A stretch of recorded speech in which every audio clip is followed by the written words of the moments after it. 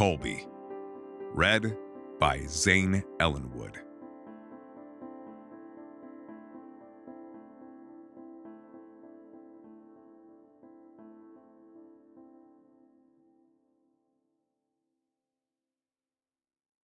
Yanking his arm, I was trying to pull Jason's hand down so it could make contact with the pea sitting in the urinal.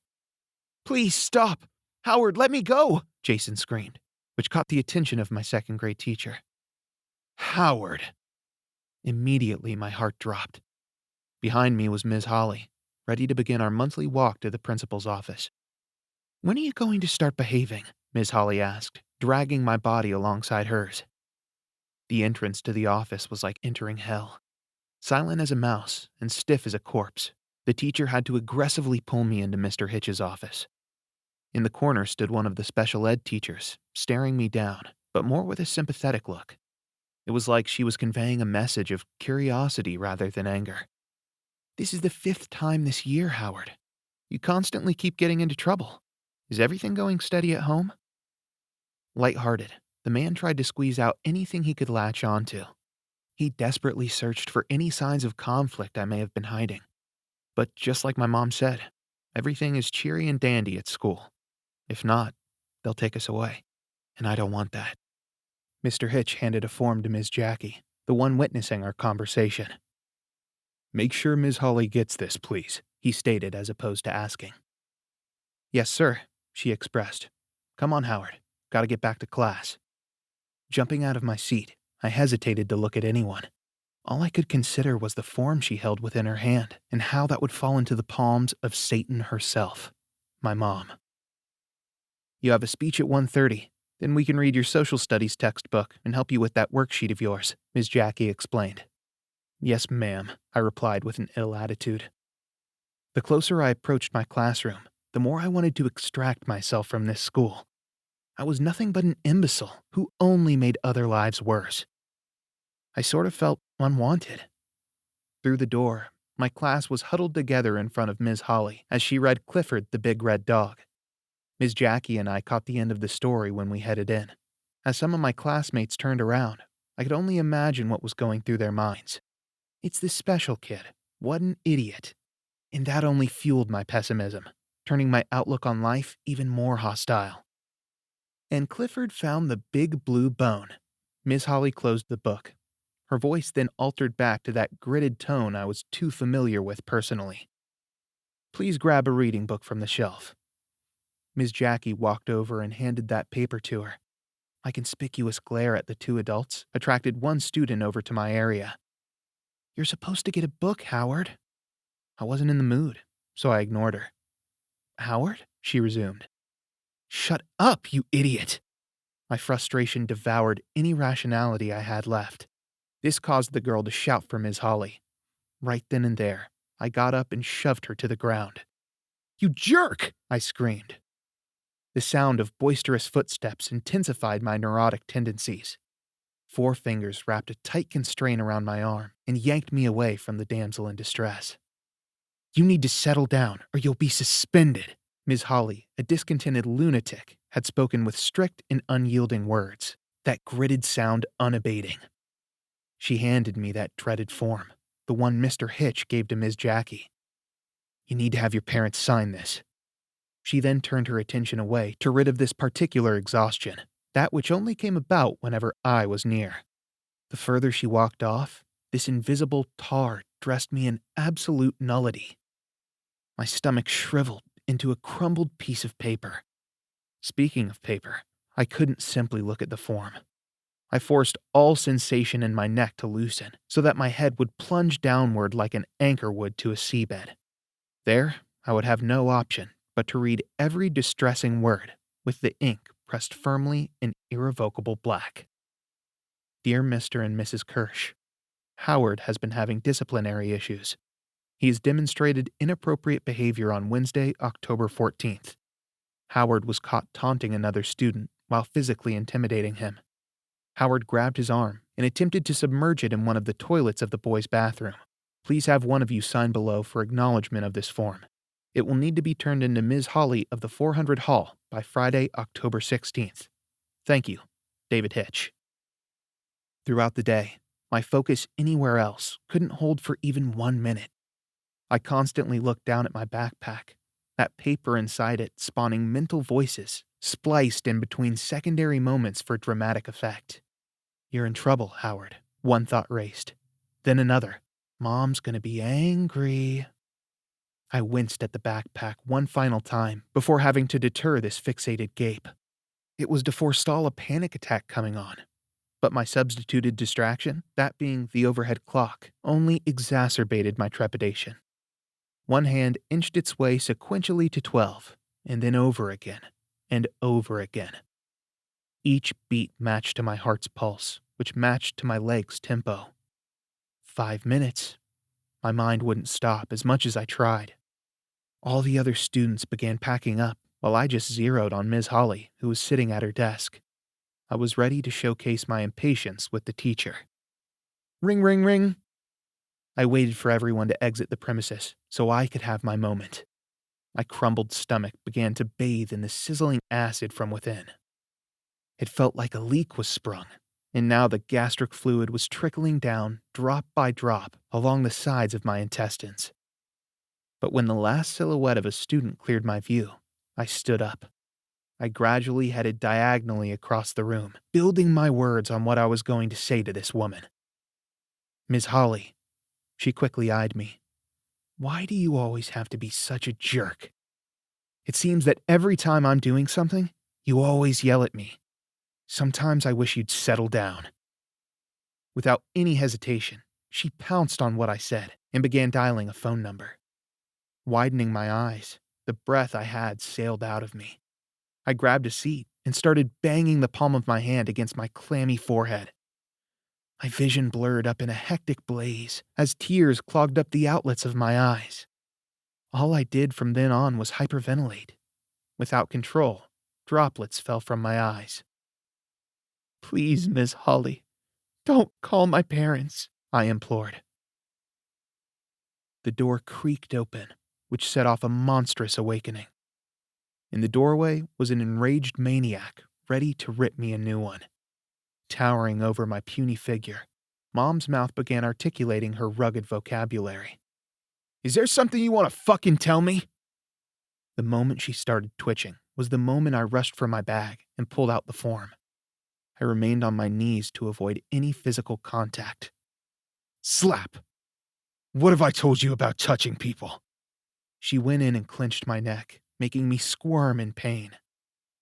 "They're going to think something is wrong with us." Mom, stop it!" But my screams went unheard. She pointed to that block of text. She pegged her rough-hewn chin on my left shoulder, which helped fasten her grip on my neck. The ligaments were bulging out from all that pressure. The hold eventually seized any vocal utterance of mine and snatched what little air was coming in. "Why am I getting phone calls from the school?" I could only move my pupils, while the rest of me was glued in a tight, malice smother. I was able to snag a peek at the hall mirror where I saw this horrific scene. It involved two characters, a mother and her 8-year-old son. His face was dressed with a tinge of red. A translucent polka dot pattern was swarming all over his cheeks, creasing from what looked like gawking. I stared straight ahead when she bent her knee and clashed it into my back. On the floor, I tried to regain movement in my limbs and supply air into my lungs, but the sobbing only made my reality more destitute of perseverance. "Answer me," she snarled. I rolled my head at her in that particular instance, and the embodiment of terror stared me right in the face. Anxiety, with incremental dosages, was pumping into my beating heart, which was now at rapid speed. Struggling to stand on my 2 feet, the climb I endured added to the strains my body was going through at the moment. "I'm sorry, Mom. I don't like school." "I don't fucking care if you like it or not. You better start learning how to behave, or you'll find my foot right up your ass, you got me?" I remained silent. I felt if I said anything, nothing would be understood. I wanted to run as far as I could. But even then, what would that accomplish? After a slew of thoughts, those that were paced of a Ferrari at maximum overdrive, I just wanted to get this over with and seclude myself from the world. At least in my room, Nothing could tear me apart. "You got that?" Her manic tone intensified the suspense in the room. "Yes, ma'am," I peeped out awkwardly. "Do you have homework?" she demanded to know. "No, ma'am." The soulless performance I put on was to only drive her away from the scene so I could make a run for my bedroom. How close, yet so far the doorknob was from the vicinity of my hands. "You better not be lying, because if I get one more note saying you acted up, or have not been doing your homework, your ass is grass," she concluded with an emphasis before leaving the scene. And after she was gone, my hand wrapped itself into a ball scuffed with pulsating veins. On the way to my bedroom, I eavesdropped onto my parents' conversation, which they were having in the living room. "Do you have to be so hard on him?" asked my concerned father. "I don't need you getting involved on how I raise my child. The kid is stupid just like you. Dumb and dumber," my mother hastily replied. "What did I do?" My dad sounded confused. "You wanted these children. I already had to deal with Drake, Tracy, and their fucking shit." "Are we still going tonight?" "Why shouldn't we? It's not like I have dinner to make." "That's why I suggested Drake make them macaroni tonight." "Yeah, I'll totally trust his drunk ass with my children." I waited in my room for 2 desperate hours, wanting my parents to leave. It was like waiting for parole. While passing the time, I attempted to do my reading homework, but my attention span wasn't in it. These stories were so boring, and the fact I had a mundane worksheet paired with it only added to the mental torment I was experiencing. At least with math, it's set in stone, and you only answer straightforward problems. Once I heard the front door shut, I casually walked out of my room to peep out the front entrance window. The main car was gone. Suddenly, heaven washed over me with chime bells and a chorus singing hallelujah. I ran up the stairs and took a left into Drake's room. All kinds of movie posters and props were displayed for public viewing. His mattress was resting flat on the floor, with alcohol galore gathered all on the left side. "Hey, Howard," Tyler greeted me while dousing a picture he drew in color. "What's up?" The audio to the television set played over my voice, causing Tyler to signal me over. He alluded to the picture he drew by asking, "What's your favorite video game console?" "Fantasity 2.0, I said, aware of what he was trying to cover with both his hands. He eventually slid them down, theatrics and all, whilst maintaining this operatic sound embellished from his lower core. He had a contagious smile, with this demeanor of accomplishment. "What do you think?" he asked. The craftsmanship was a spectacle to witness firsthand. Despite being 11, the detail he applied to the artistic work was fascinating and inspirational. "It's a video game controller. Now you're probably wondering what type, aren't you?" Though I knew from the moment he asked the first question, I responded with a surprised and inquisitive reception, not just verbally, but facially as well. Tyler was an offbeat, but that's what allowed him the ability to explore nuance in the minor details. He could pick something apart, conceptualize its matter in new space, and perfectly illustrate it into existence. Poof, just like that. He was a cool brother who was misunderstood by a lot of people. "I'm gonna go play some more Call of the Sun, Drake," Tyler called out to the bathroom door. And beyond it, I heard the voice of a 24-year-old. "Whatever you want to do, Tyler Drone." Opening the door, there stood Drake for a few seconds, until he headed over to get a glimpse of Tyler's drawing. "Wow. Tyler, this is amazing. Good fucking job, bro." They both high-fived each other. Tyler then, with excitement, bolted on out, his mind now focused on one thing and one thing only for the rest of the night. I rested my butt down on Drake's bed with a deliberate look of poignancy. I wanted Drake to notice and self-insinuate, as opposed to me just extorting a response from him. "What's up, Howie?" Drake asked, which I was all agog to hear. Those 3 words brightened up my day. "This day's been so annoying," I started to vent. "Stupid teachers won't leave me alone." "What do you mean?" "They get on to me for every little thing. They won't shut up or anything," I sporadically explained. "And Mom got on to me again." That was what especially lured Drake in. He was a fish swimming my way. And from there, he quickly jumped to make sure I was okay. He went in and checked for anything battered. "What did she do?" He went from this buoyancy to a disturbed corridor of the mind, as if something had been triggered, bringing forth the days of yesteryear. It honest to God terrified me with how his pupils drew back to that of literal dots. It's cute in the comic strips, but soul-changing in reality. I got in trouble at school and they told her. She then beat me up. I went from this statue-like pose to raising my hand. I needed to wipe my eyes. I was trying to prevent any more tears from resurfacing. But that first wave of movement I made with my hand forced Drake to blench. It transported him from the world of nightmarish nostalgia back into the residual one. Smelling his breath, I could have easily confirmed he was drunk if asked. It seemed that's all he ever was anymore, either wasted at home or out with his friends I didn't know. Drake took a gander at his Bible resting on the desk and began spewing out spiritual hope, trying to lighten my horizons for the day to come. Remember, Jesus loves you. Don't give in to Satan, bro. That fucker will mess you up. I knew he meant well, but that didn't remedy this umbrella of fear I was stuck under. You are your own God. What people call God is in you. We are each in charge of our own destiny. I took comfort in what he said there. It meant I didn't have to abide by certain rules or live in fear thinking whatever mistake I made, I'd be punished by an ascension that I just had to believe cared about me. I wished people stopped believing they cared, and they actually did. Later on, Drake cooked up macaroni. Soon after, he left with his friends to go do whatever adults do.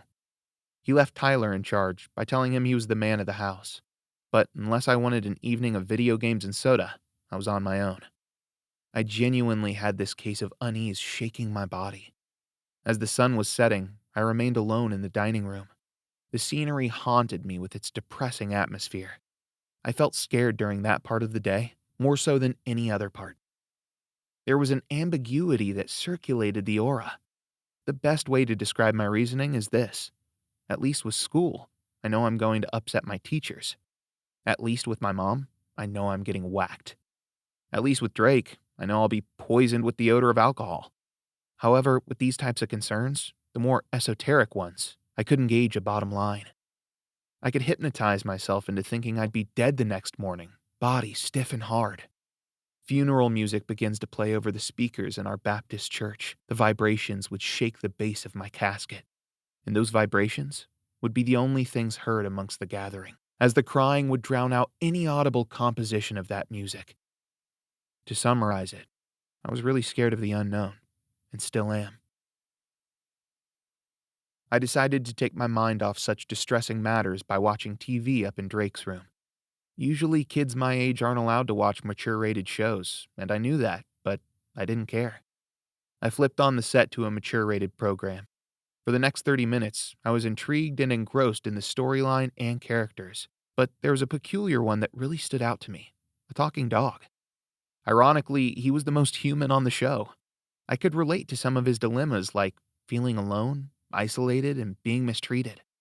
I think what solidified my love for the character was that he was the voice of reason, and there was a deeper level of comprehension with every action taken and every thought conceived.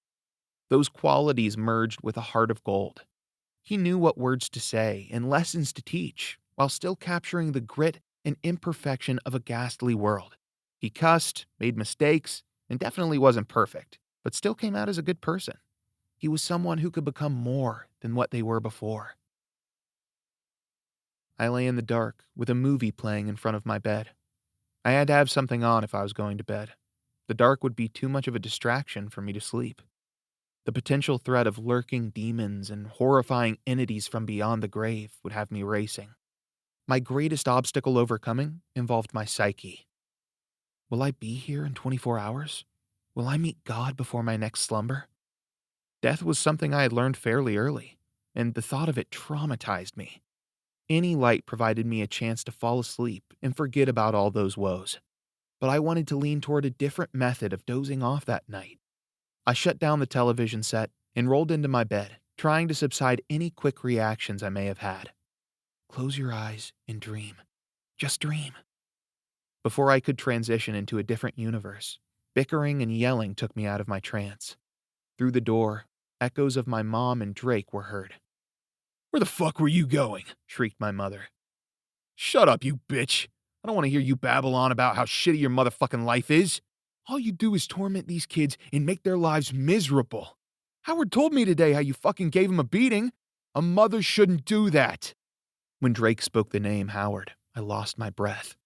For a moment, I thought I heard the clickety-clack of stilettos hobbling in my direction. False alarm.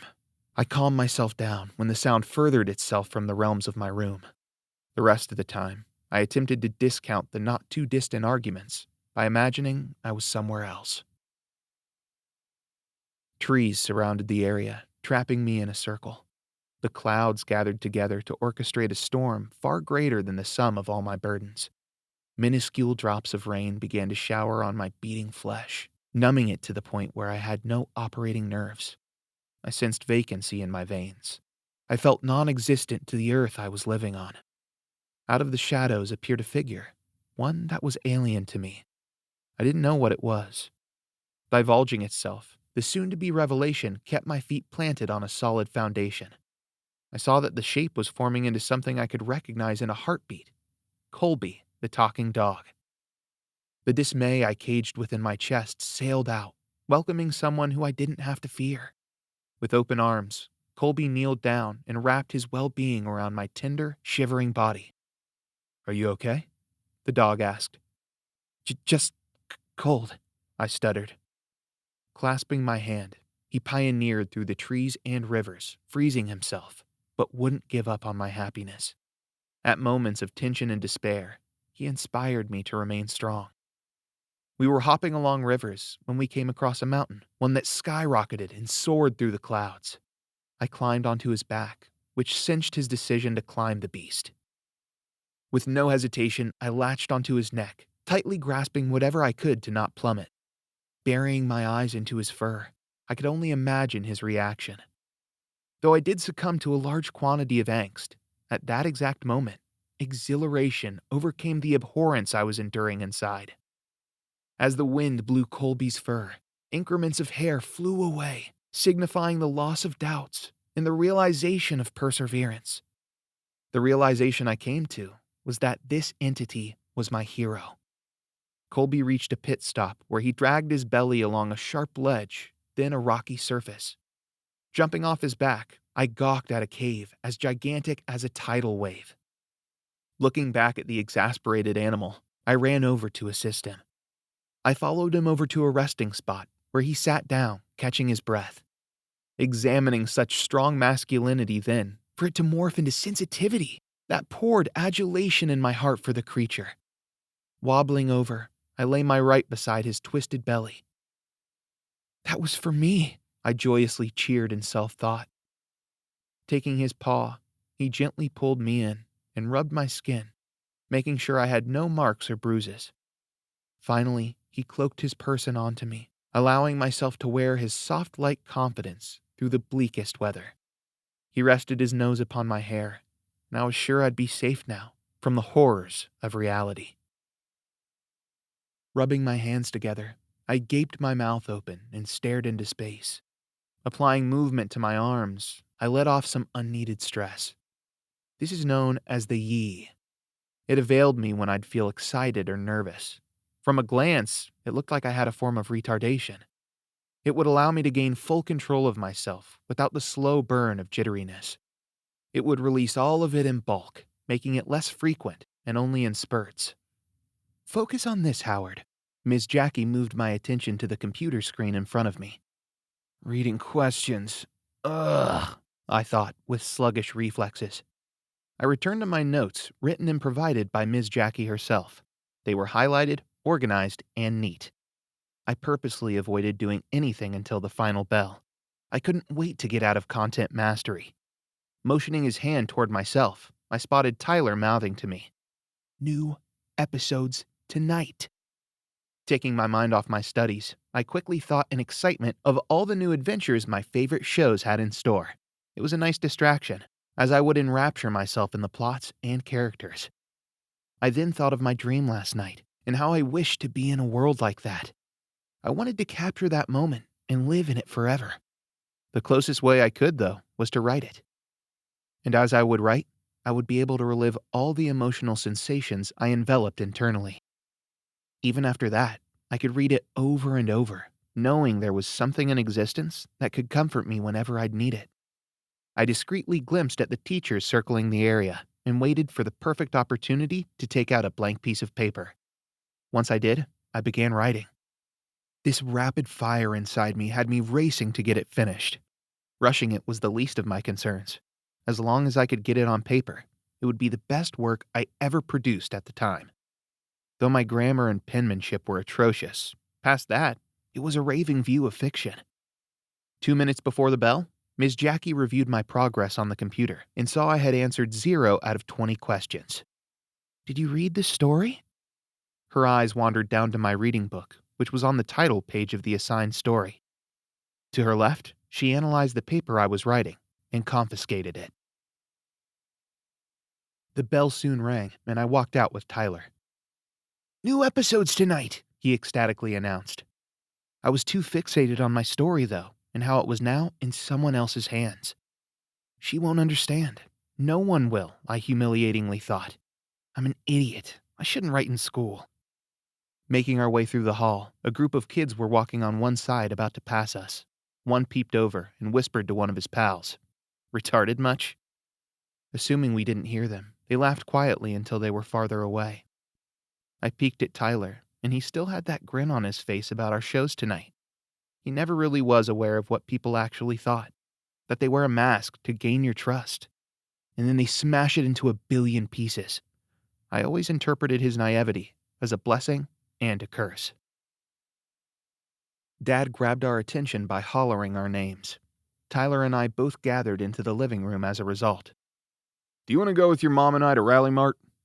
Before I could assess anything, Tyler quickly responded with, "Sure." Now everything was set on me. My face heated up like it would on a hot summer day. Under pressure, I spat out, "Okay." Crap. What did I just get myself into? Mom will just criticize every little thing I do. My thoughts, however, predicted that outcome much sooner than expected. "You're not to embarrass us. You'll act like behaved boys, and that you don't come from a dumbass." She glared at our father, as if to signify anger and hostility toward the poor man. Getting up, she dress-coded both our attires. Pointing to Tyler's Batman shirt with a cape attached to the back, she told him, "Don't you think you're a little too old for this? You're in 5th grade." When she rested her swelling eyes on my tremulous flesh, she evaluated my clothes, and then looked me straight in the face. "You have something right here." She motioned her finger toward the corner of her mouth.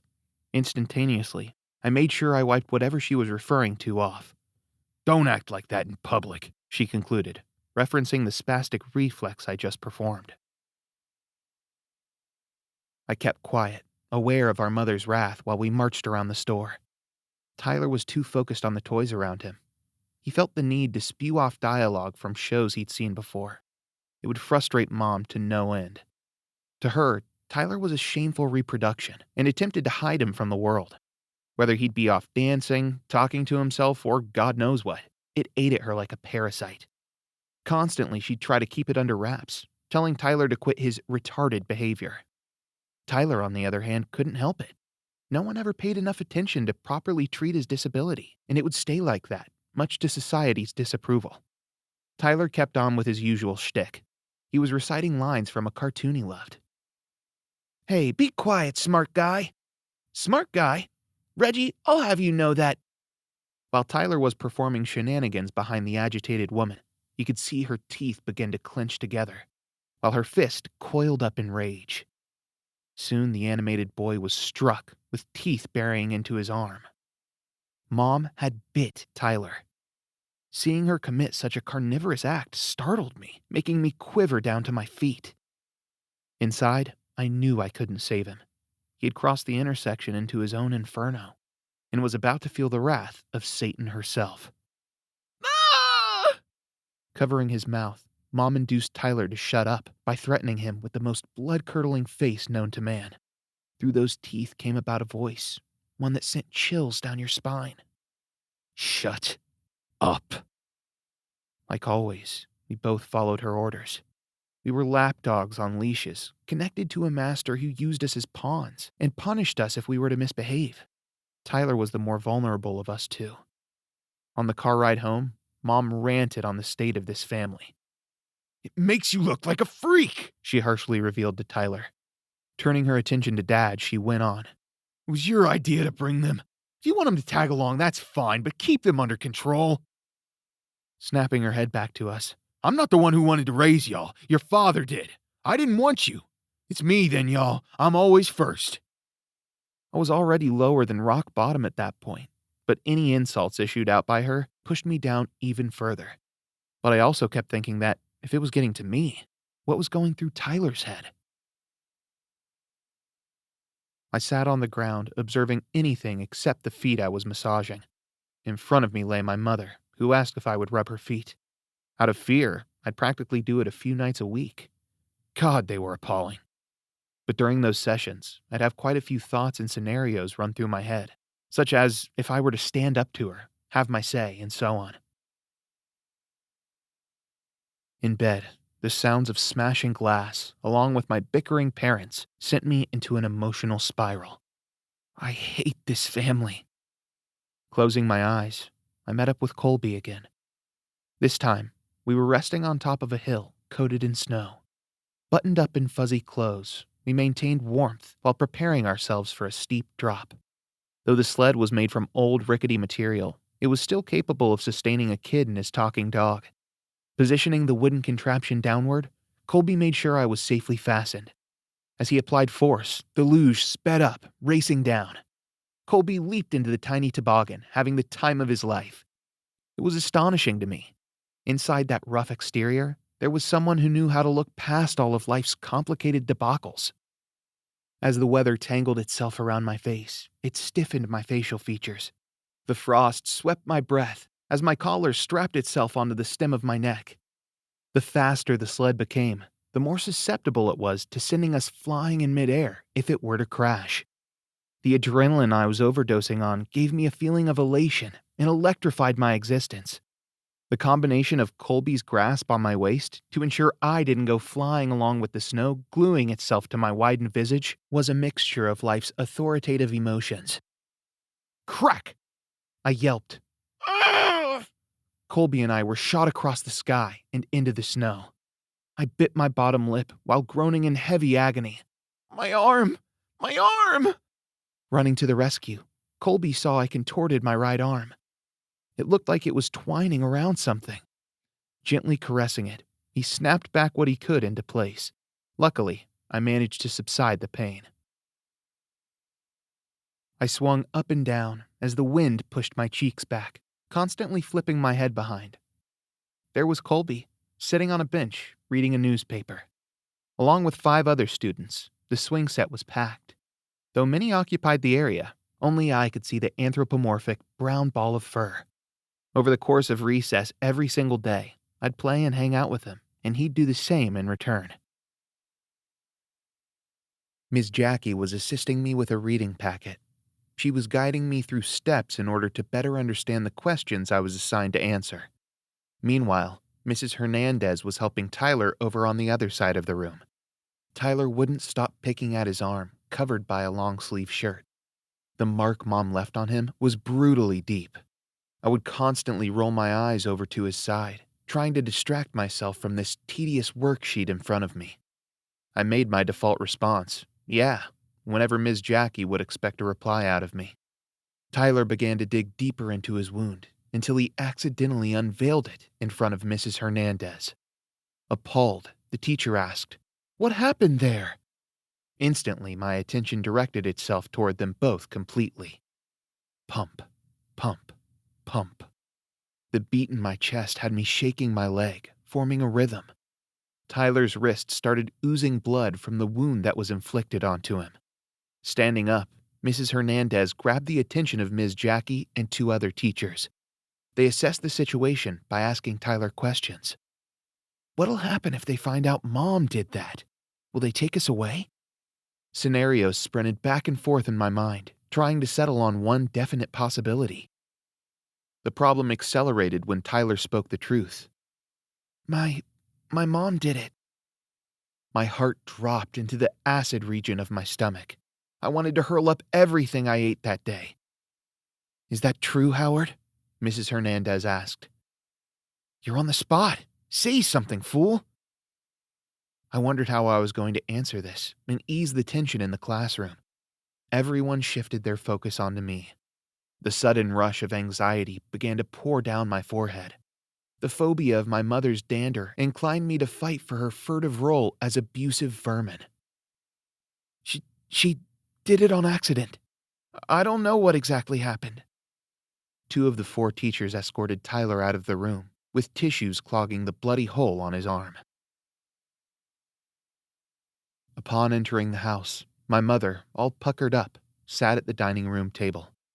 With an innocent-looking reception on her face, she prepared to speak. She essayed a soothing voice on me, trying her damnedest to lure my mind into her grasp. I couldn't tell if she was really angry or sad, and I didn't want to find out. The slightest push of decryption set off an extreme paranoia for her, so it was best to just act the part. Otherwise, her tyranny would worsen for her disciples, meaning us. Nudging me forward, my father blended into the background, almost invisible. "How was school?" she deceptively asked. A wave of relief came over me, as it was one of those simple interrogations. But a sense of confusion blasted me like a gust of wind. It was jarring to see her this calm, no matter how scripted it was. I carefully constructed my answer. "All right. Pretty good, actually." I was designing simple word usage for minimum probability of evoking rage from this woman. "Did they call you down?" Mollifying her tone, Mom welcomed me within her perimeter. "Down where?" I curiously wondered. "They called your brother down and started asking him questions about us." And then there was that shift. That demanding, unflinching shift of thick concrete. "Don't say anything bad. If you do, they'll take you away from our family. Grandma, me, your father, Drake, Tracy, and Tyler. You won't come to this house. You won't ever see us again." Bursting into the room, Tyler, under Mom's mesmerism, pleaded me to envelop all of our family's history. Mom made sure Tyler was putting his involuntary and vivacious theatrics on full display, milking the drama for all it was worth. And to her credit, I felt a sudden shift in my behavior. This powerful, terror-stricken mist zombified my being. And as Tyler continued, her pieces were moving in the right direction to give her the momentum to claim victory against the school. "Don't say anything about Mom getting mad." Interrupting him, Mom inserted her input. "We don't get drunk or neglect you. We feed you, give you a roof to live under. You're not abused or mistreated." I just wanted to finish this conversation, so I blindly agreed with her to get this meeting adjourned. I knew Mom was sugarcoating everything she was discussing and highlighting the positives of my home life. I didn't know what to do besides stick to what I was most familiar to anyway. Because of these things, I felt hopeless in starting any actual dialogue. The house was tumbling down, willing to crush anything underneath a single piece of wood. I, being the only inhabitant, crouched down in a quivering motion, succumbing to all my adversity. How I got here is no accident, however. This solitude of mine did have a purpose, where no one but my own self could tear me apart. I finally had volition, a volition to end it if need be. Right here, no one else had that power over me. That's what this house was. These ideas of self-destructing.